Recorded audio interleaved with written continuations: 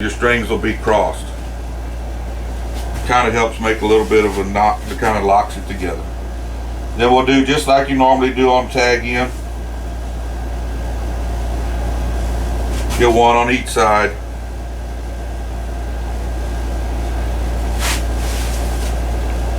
Pull it up.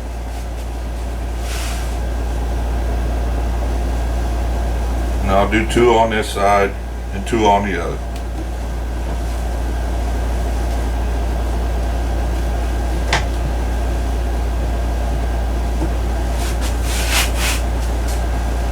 Then pull them tight.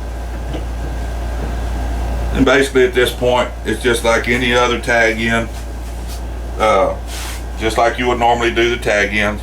I'm gonna go ahead and shut it off here. I'll finish up this one, and when we get ready to twist and that, I'll bring you back on. Okay, now we've got our dummy end done down here. Basically, like I said, it's just like any other tag end. We already had this one golf tee in. I went ahead and inserted another one down here on this end. As you can see, my black and the green is completely separated. We don't need this separator string anymore, so at this point I have to go ahead and take that out. We usually set up our jig, the tension on this string, to twist at around 50 pounds, and that's pretty much all of them. We try to keep our twist between, while we're twisting, the weight between 50 and 100 pounds. That just seems to work good for us. Once again, you know, something else might work better for you. We're kind of getting away from burnishing our colors if they don't have a whole lot of wax prior to twist. Seems to be letting our strings lay down a little bit better and not come out quite as ropey. This string is going to call for 20 twists, so we're fixing to twist her up.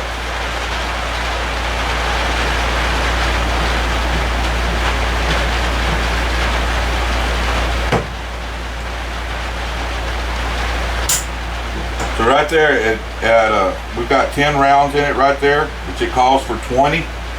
Our weight has come up, so we're going to back it off about 1 round. I generally try to leave my string separators, which at this time is golf tees. I guess I need to get some green spray paint and spray paint these golf tees green. And Butch would probably like it a little better. But anyway, I usually try and go about 2/3 of the way of my twist number before I pull these out. So we're at about half right now. So I'm gonna put in another 5 twists, and that'll be, you know, roughly, it doesn't have to be just right. Okay, that's 15. So, and then at this point, I kind of back off of my weight back to about 50 pounds again, and I go ahead and pull the tees out. I just kind of work the string a little bit, make sure it got all our twists doing what they need to, and then I go ahead and put the last 5 in. All right, once I get all my twists in there that I need, that's 20 rounds, and hopefully you can see it looks really good. We'll go ahead and tension up and stretch our string out. I do mine at 300 pounds, and cable's usually an hour to 15 minutes. A regular string, we normally, I usually like to go about 2 hours on the string. All right, while we've got this twisted up, we've got it stretching at 300, and with Fury, it's going to stretch pretty quick right at the very beginning, so it's going to come off. At this point, I've got a piece of it's old crossbow serving. I just wrap it around the string one time, and I don't get real rough with it. If you do, you're going to end up getting lumps in your string. Just kind of put a little tension on it and just slide down that string. And I don't know if you can see, quite a bit of wax came off, and it lays the string down real nice and nice and smooth. At this point is where we would let this stretch, and for about an hour, hour and 15 minutes. Since this is a demo string, we're not going to worry about that. We'll try and keep it up here at about 300. Alright, this is your split yoke in here. So you've got two ears here.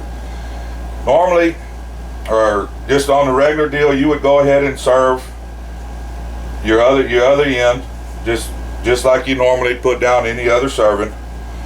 And then normally what we do, most bows are going to run anywhere from about 6, the split yoke's going to be anywhere from 6 to about 7 inches long. Some more, some less. You just have to know which bow you're working on. So what I'll do is I'll come in here now, and this one I'm going to do 7 inches. So I'm going to put 2 inches of serving down, and I'm going to go from 7 to 9 inches from this post. And what that does is that helps that'll help once you separate this out, that'll help keep everything for your tuning and everything will stay good and solid. And we had a tape measure here somewhere. Oh, there it is.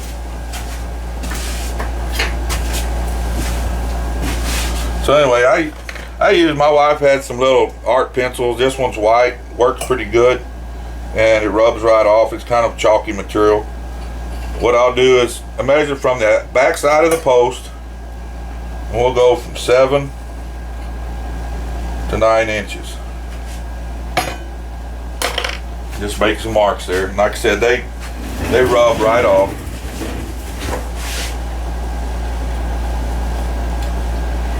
And in that, the serving material we use is BCY Halo, and this is 014. And so we'll go ahead and knock this little piece out right quick. I usually go 10 to 12 wraps on here.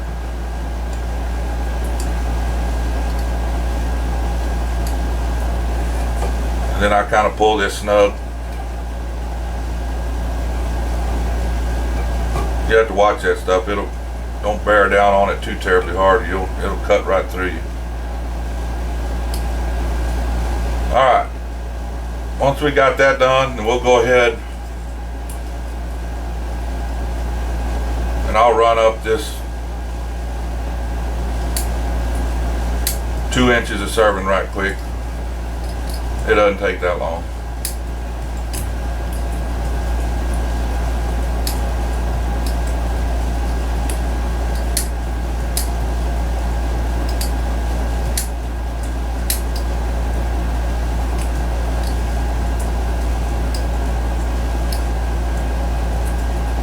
I know it's probably a little hard for you guys to see, but I maybe should have come from the other side.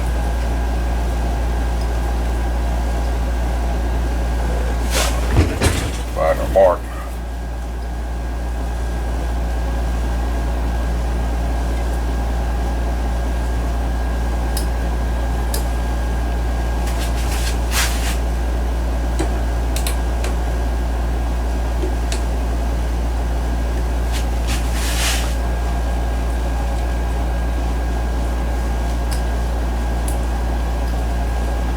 Alright, once you get close to the end,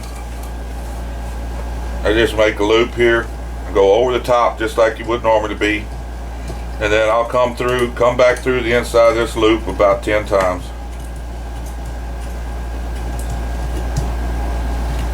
Then you pull this in, lay it over your loop right here, and then I just keep going, and as you're going, this side's going to come off and go here.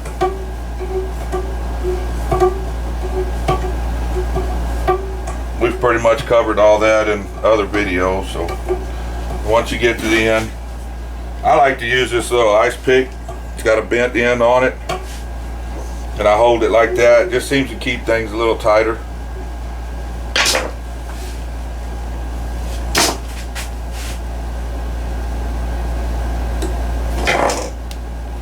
Once you get to the end,